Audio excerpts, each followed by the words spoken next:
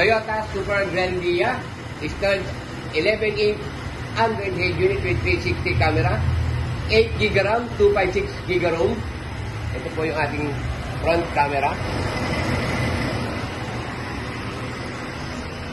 Side camera.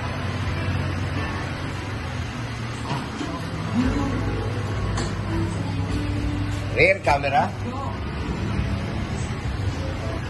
And another side camera.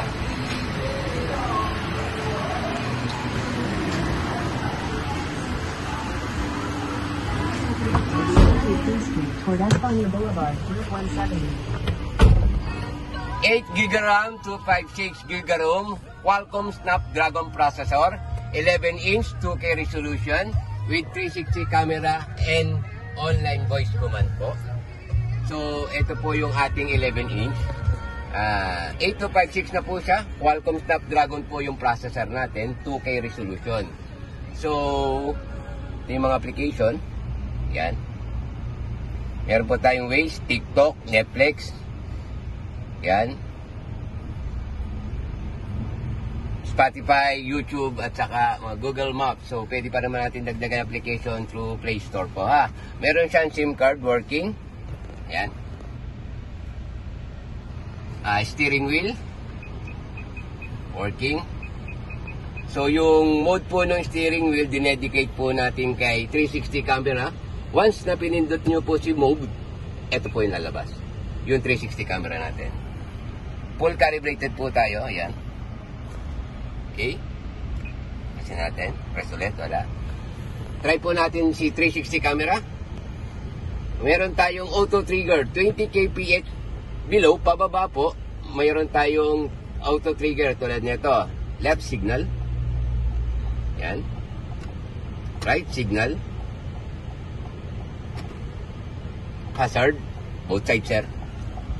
Okay. Then, reverse. Priority po yung reverse. Ayan.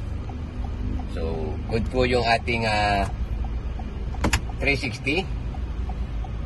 Try naman po natin sa may mga application niya by using tawag dito yung ating Google Assist. Press mo lang po yung voice from steering wheel. I want to go SM Malinaw. So, siya na po yung kukuha ng route through Google Maps. Kasi Google Assist po siya. Okay? Pwede mo rin gamitin sa ibang application si Google Assist tulad po ni YouTube. Play Gigi Dilana on YouTube.